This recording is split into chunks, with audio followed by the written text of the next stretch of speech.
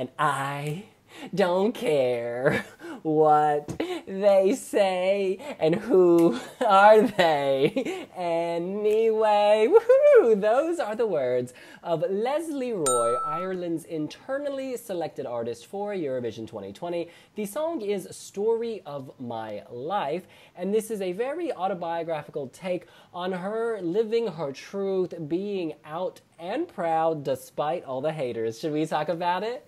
Let's do this.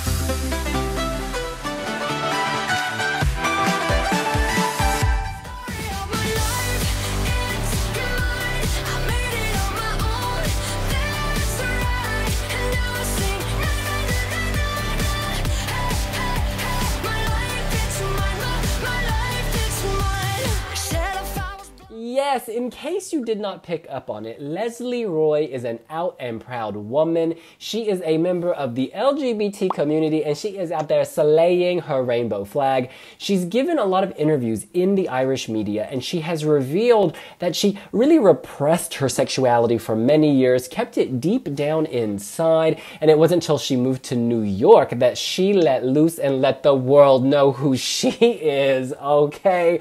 What I like is that this is very loud. It's a wall of sound, but for me it works. It's the kind of song that makes me very happy, very chirpy. I want to listen to it. I don't skip it when it comes on my Spotify. I think it is a little old school. It reminds me of Lilith Fair and, like, I don't know, 90s rock. In a weird way, Sinead Mulvey and Daisy from Ireland 2009. But I quite like that song. You know, it's happy, ultimately. And I judge a song by how it makes me feel. And when this is on, I smile. I want to keep listening. Very icono-pop. So yeah, call it dated. I call it happy. Ed. Do you know what? I completely agree with what you just said. You know, the Irish team said they had a banger up their sleeves, and they weren't lying. They do have a banger. I feel like there was a bit of disappointment when the song came out because people would think this was going to be an absolute modern, game changer that's going to make Ireland win. It's not necessarily that, but it is an absolute tune, and it's a throwback. It takes me back to 2010, Katy Perry, Teenage Dream kind of age, where pop music was still very much alive, and it's just fun, upbeat. It's got that banging beat through the chorus, and, you know, some would call it dated. I call it a throwback. It just takes me back to happier times. I think it's got a very strong message. I think that the aesthetic of the music video is excellent, and I think with the staging they had planned, it would have looked excellent on stage as well. I have to say, the live performance that she did on the late night show, or the late late show, I wasn't completely convinced by vocally.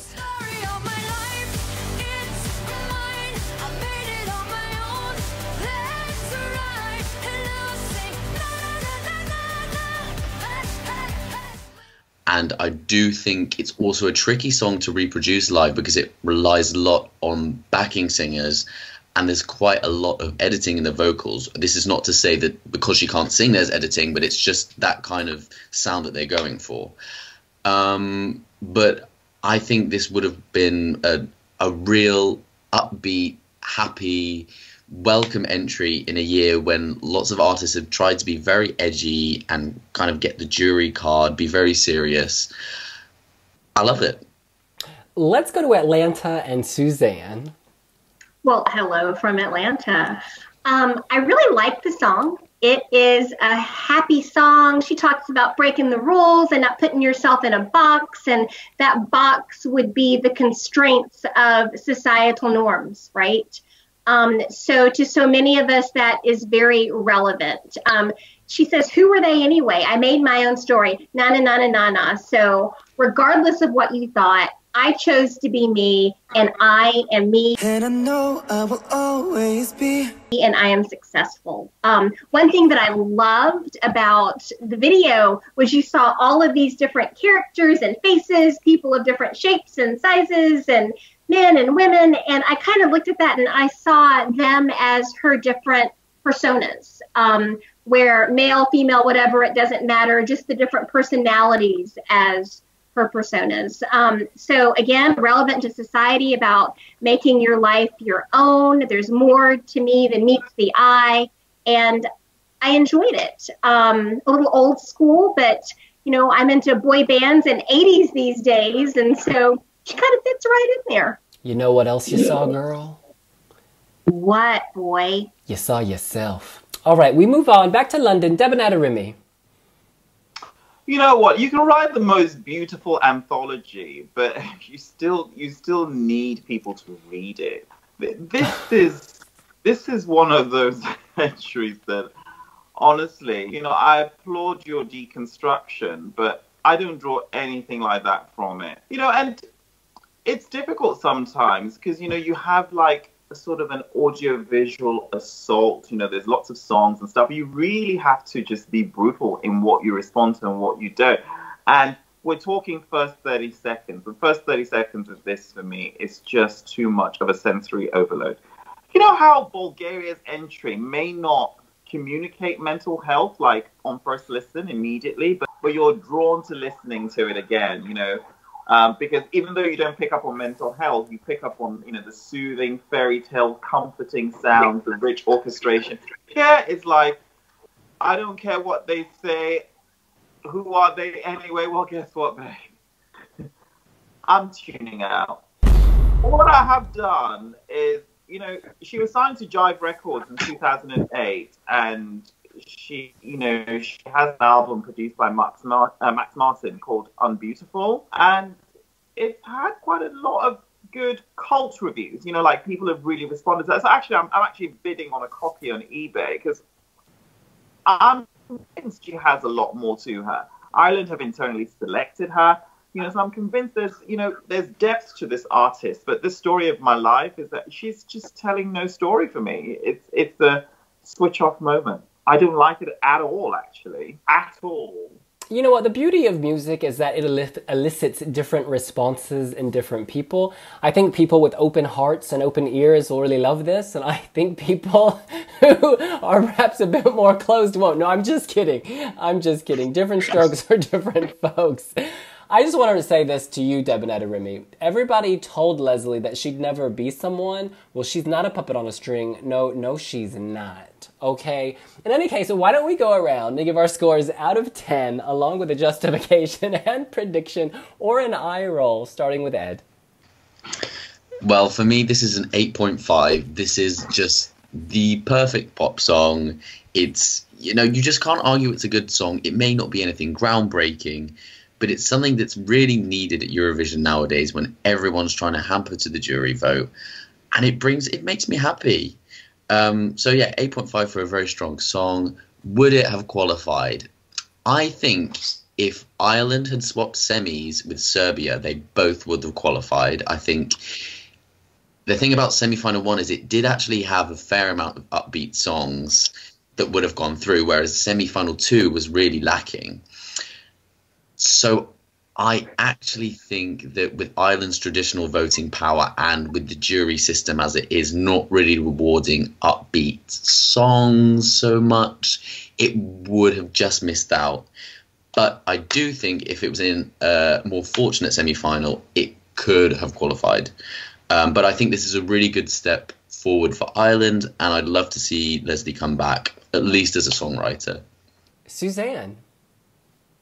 So while I like the happy 80s boy band song, and while this is one that I will listen to again, I'm only giving it a 7.5 because I rather rated these as I went through and kind of compared them all. So a 7.5 to Ireland from Atlanta.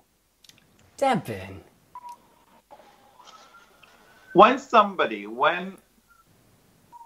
When a music expert who assigns your score 8.5 needs to justify it by saying, oh, the only way you're going to advance to the final is if you swap with somebody in the other semi-final, then you know that this is a recipe for complete disaster. You know what? I'm actually so sick of countries now just gunning for, oh, we want to be in the grand final. Ireland have won this show more than any other country. And you're telling me that this is the best composition that Ireland can come up with? You're telling me that this is the best sound that Ireland... I actually think it's an insult. I truly think it's an insult. I think if you internally pick somebody, the person needs to seriously slay. And this doesn't slay on any level. The song talks about overcoming your difficulties. Well, you know what? Don't shout through them. Because all I hear is just really dated production. You talk about iconopop. No, this is Katy Perry demo version on some G side. You know, some album track that she never ever released. This is actually really, really bad. I cannot hype something that doesn't even give me, you know.